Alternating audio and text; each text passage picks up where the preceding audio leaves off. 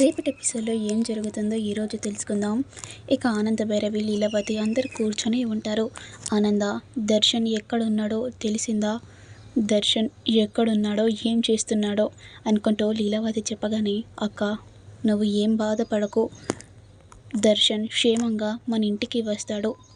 ఎందుకంటే రోడ్డు మొత్తం పోస్టర్స్ పెట్టించాం, ఎవరైనా దర్శన్ని చూస్తే సీదా మనకు కాల్ చేస్తాడు అనుకుంటూ ఇక ఆనంద భైరవి చెప్పగానే, ఏమో నాకు భయంగా ఉంది, ఎక్కడున్నాడో ఏమో, ఏం తిన్నాడో ఏం చేస్తున్నాడో అనుకుంటూ లీలావతి చాలా ఏడుస్తూ ఉంటుంది. ఇక అప్పుడే అనన్య కూడా మనసులో అనుకుంటుంది, వాడు అయినా ఈ ఇంటికి ఎట్లా వస్తాడో, వాడు ఈరోజు చచ్చిపోతాడు, ఇక ఆ వార్త కూడా మన ఇంటికి వస్తుంది, నా చెవిలో పెడుతుంది. ఆనంద, ఇక నువ్వు జీవితాంతం ఏడ్చుకుంటూ ఉండాలి. ఇక సౌమ్య ఉండి, వాళ్ళేదో మాట్లాడుకుంటున్నారు, మనం కూడా విందాం పద అనుకుంటూ సౌమ్య అనన్యను తీసుకొని వెళ్తుంది. ఇక అనన్య వాళ్ళ దగ్గరికి వచ్చి, ఎక్కడున్నాడో ఏమో, దర్శన్ లేకుంటే ఈ ఇల్లు మొత్తం కాలనే లేదు అనుకుంటూ ఇక అనన్య మాట్లాడుతూ ఉంటుంది. ఇక ఆనంద భైరవి మాత్రం అలానే కోపంగా చూస్తూ ఉంటుంది.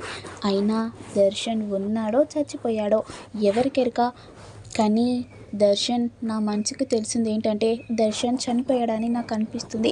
దర్శన్ చనిపోయాడు కాబట్టి ఆ కార్యక్రమం ఏమో జరిపిస్తే మంచిది కదా, పైనున్న దర్శన్కి కూడా శాంతి ఇస్తుంది కదా.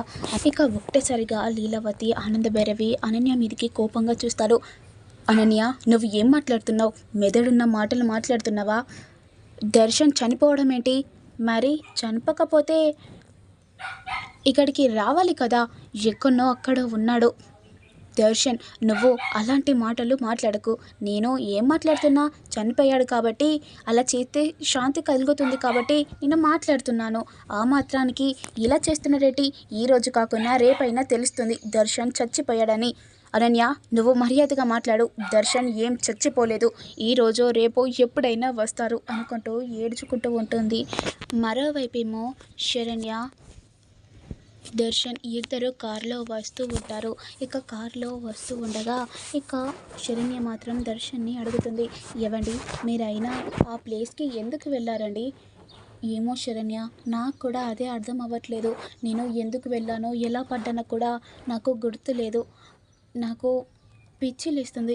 సరే అండి, మీరు రెస్ట్ తీసుకోండి, మనం ఇంటికి వెళ్ళిపోదాం అనుకుంటూ ఇక శరణ్య ఇంటికి తీసుకొని వస్తుంది దర్శన్ని. ఇక అప్పుడే ఇక ఆనంద భైరవి, లీలావతి చాలా ఏడుచుకుంటూ ఉంటారు. అనన్య ఏంటి అలా మాట్లాడేసింది? అక్క, నువ్వు ఏం టెన్షన్ పడకక్క, నా మనసు చెప్తుంది కదా, దర్శన్ ఎక్కడో అక్కడ సేఫ్గా ఉన్నారు. ఇప్పుడు శరణ్య ఏం చేస్తుందో ఏమో, ఎంత ఏడుస్తుందో ఏమో అనుకుంటూ ఇద్దరు మాట్లాడుతూ ఉంటారు. ఇక అప్పుడే శరణ్య కూడా అత్తయ్య గారు అనుకుంటూ సంతోషంగా పిలుస్తుంది. అది శరణ్య గొంతు కదా అనుకుంటూ ఇక లేవగానే శరణ్య గొంతు, అత్తయ్య గారు మీకు ఒక గుడ్ న్యూస్ చెప్పాలా? ఏంటమ్మా? ఇదిగో చూడండి అనుకుంటూ ఇక సైడ్కి ఇవ్వగానే దర్శన్ని చూసి ఒకటేసారిగా ఇద్దరు చాలా ఏడుస్తూ ఉంటారు. ఇక లీలావతి మాత్రం దర్శన్ని పట్టుకొని చాలా ఏడుస్తూ ఉంటుంది. ఏంటి నాన్న, ఎక్కడికి వెళ్ళిపోయావు నువ్వు? నీకోసం ఎంతో ఏడ్చాను తెలుసారా నేను? అయినా నువ్వు ఆ లోయలో పడిపోవడానికి కారణం ఏంటి అనుకుంటూ ఇక మాట్లాడుతూ ఉంటారు. ఇక ఒకటేసారిగా సౌమ్య మాత్రం దర్శన్ని చూసి చాలా షాకింగ్గా చూస్తుంది. ఏంటి ఇప్పుడు దర్శన్ నేనే పిలిచానని చెప్తాడా? ఇప్పుడు వీళ్ళందరూ నన్ను కోపంగా చూస్తారు, అంతేకాదు ఈ ఇంట్లోనే ఉండనీయకుండా చేస్తారు. దర్శన్ ఏం చెప్తావు అనుకుంటూ చాలా భయపడుతూ ఉంటుంది. ఇక అప్పుడే అనన్య కూడా చూస్తుంది. ఏంటి, విని చంపమని చెప్పాను కదా, నా మనుషులకు చెప్పాను కదా, అయినా కానీ విన్ని చంపలేదు. వానికి విన్ని చంపంత కూడా చేతన కాలేదా? అయ్యో, ఇప్పుడు విన్ని ఎలా చంపాలి? వీడు చచ్చిపోతే నేను ఈ ఇంట్లో హ్యాపీగా ఉంటానని అనుకుంటే నా ప్లాన్ మొత్తం వేస్ట్ చేశారు అనుకుంటూ ఇక వెంటనే తన మనుషులకు కాల్ చేస్తుంది అనన్య. తన మనుషులను చాలా తిడుతుంది. ఇక అప్పుడే శరణ్య కూడా అనన్య మాటలు విని, ఓ ఆ రౌడీలను పంపించింది నువ్వే అన్నమాట, అంతేకాకుండా దర్శన్ని చంపాలనుకుంది కూడా నువ్వే అన్నమాట. ఎందుకు, నేను ఏం చేశానని ఇలా చేస్తున్నావు? నాకు తెలుసు, నువ్వు ఆ సౌమ్య ఇద్దరు కలిసి ఇలా చేశారని కూడా నాకు తెలుసు. మిమ్మల్ని ఏం చేస్తానో చూడండి అనుకుంటూ ఇక శరణ్య వార్నింగ్ ఇచ్చి వెళ్ళిపోతూ ఉంటుంది. ఇక అప్పుడే ఆనంద భైరవి కూడా ఉంటుంది. ఏంటమ్మా ఏమో మాట్లాడుతున్నట్టున్నావు అంటే అత్తయ్య దర్శన్ లోయలో పడడానికి కారణం ఆ శరణ్య సౌమ్య వాళ్ళిద్దరు కలిసి దర్శన్ని లోయలో పడేటట్టు చేశారు. అంతేకాదు ఆ సౌమ్య దర్శన్ మీద వశీకరణ మంత్రం కూడా చేపించింది. అందుకే దర్శన్ తన చుట్టూ తిరిగేటట్టు చేసుకుంది. ఆగు వీళ్ళ సంగతి చెప్తాను అనుకుంటూ వెంటనే ఇక ఆనంద అనన్య కోసం బెల్ట్ పట్టుకొస్తుంది. ఇక కాంచన దగ్గరికి వెళ్ళి కాంచన ఇది అనన్యకు ఇవ్వు. ఏంటి ఇది అనన్యక ఎందుకు అని అడిగేసరికి అంటే అనన్యకు నడుము నొప్పిస్తుంది కదా అందుకే ఇది స్పెషల్గా పట్టించుకొచ్చాను. తన కోసం స్పెషల్గా చేపించుకొచ్చాను. దగ్గరుండి చేపించుకొచ్చాను. ఇది నువ్వు అనన్యకు ఇవ్వు అనుకుంటూ చెప్పగానే సరే అనుకుంటూ ఇక వెంటనే ఆ బెల్ట్ పట్టుకొని ఇక కాంచన అనన్య దగ్గరికి వెళ్తుంది. అమ్మి అమ్మి అని చెప్పగానే ఏంటి ఎందుకు వచ్చావు? ఇది నీ కోసం పట్టుకొచ్చాను. ఏంటి నా కోసం పట్టుకొచ్చావా? అంటే నీకు నడుము నొప్పి ఉంది కదా ఇది ఎవరు పంపించారు? అంటే ఆ ఆనంద పంపించింది. నీకు నడుము నొప్పి ఉందని దగ్గరుండి చేపించిందంట. వమ్మో ఇది మళ్ళా ఆనంద చేపించిందంటే మళ్ళీ ఏదో చేస్తుంది. అయినా అప్పుడంటే డాక్టర్ వచ్చాడు కాబట్టి అలా జరిగిపోయింది. దీనికేముంది ఇది బెల్టే కదా అనుకుంటూ ఇక మనసులో అనుకొని సరే పెట్టు అని పెట్టేసరికి ఇక కాంచన కూడా టైట్గా పెడుతుంది. ఎలా ఉందమ్మాయి? బాగుందమ్మా టైట్గా ఉంది అనుకుంటూ ఇక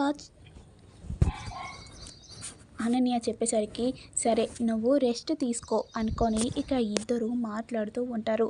ఇక అప్పుడే ఆనంద భైరవి కాల్ చేస్తుంది అనన్యకి. ఇక అనన్యకి కాల్ చేయగానే ఇదేంటి ఇప్పుడు నాకు కాల్ చేస్తుంది అనుకుంటూ లిఫ్ట్ చేసి మాట్లాడుతుంది. ఏంటనన్య బెల్ట్ పెట్టుకున్నావా? పెట్టుకున్నాను. అది నేను నీకోసం ప్రేమగా చేపించానని అనుకుంటున్నావా? మరి నేను నిన్ను చంపాలని అది చేపించాను. నీకేమన్నా పిచ్చా? ఈ బెల్ట్ పెట్టుకుంటే ఎవడైనా చేస్తాడా?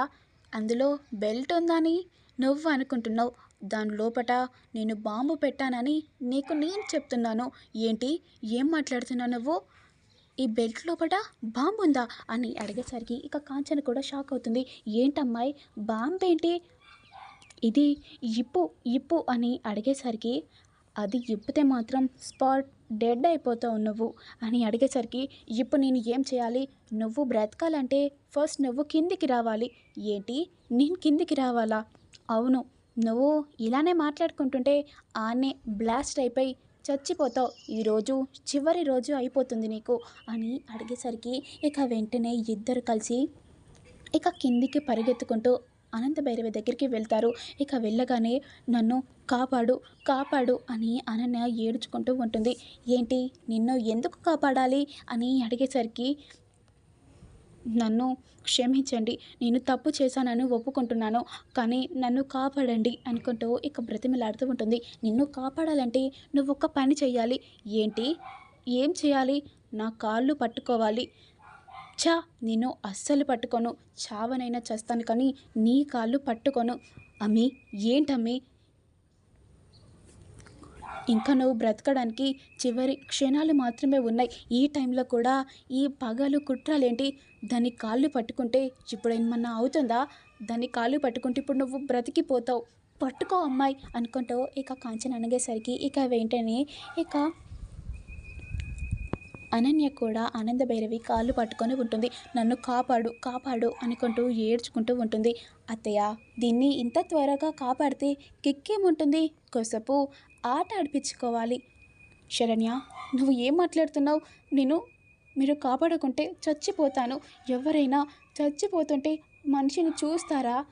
అవునా? మరి నువ్వు చేసే పని ఏంటి? బ్రతికున్న వాళ్ళను చంపేయడం. అది నువ్వు చేసింది తప్పు కాదా? అయినా దర్శన్ని చంపాలనుకుంది ఎవరు అని ఇక అడిగేసరికి నేను కాదు ఆ సౌమ్యనే చంపాలనుకుంది. తనే ఆ లోయలో పడి ఫేస్ మాస్క్ చేయించాలని తను అనుకుంది. నేనేం సపోర్ట్ చేయలేదు. జస్ట్ దాంతో వెళ్ళాను అంతే అని అడిగేసరికి ఓ ఇదంతా మీ ఇద్దరు చేశారన్నమాట. అయినా నాకు ముందే తెలుసు. నాకు డౌట్ వచ్చింది. చేసినా మీ ఇద్దరు కలిసి చేస్తారు కదా, ఇప్పుడు దానికి కూడా ఉంటుంది అనుకుంటూ ఇక సౌమ్య దగ్గరికి కూడా వెళ్తుంది శరణ్య. ఇప్పుడు శరణ్య సౌమ్య దగ్గరికి వెళ్ళి ఏం చేస్తుంది, ఏమవుతుంది అని మీకు తెలియాలంటే నేను పెట్టే ప్రతి వీడియో చూస్తూ ఉండండి. Please do like, share, comment, subscribe చేయండి.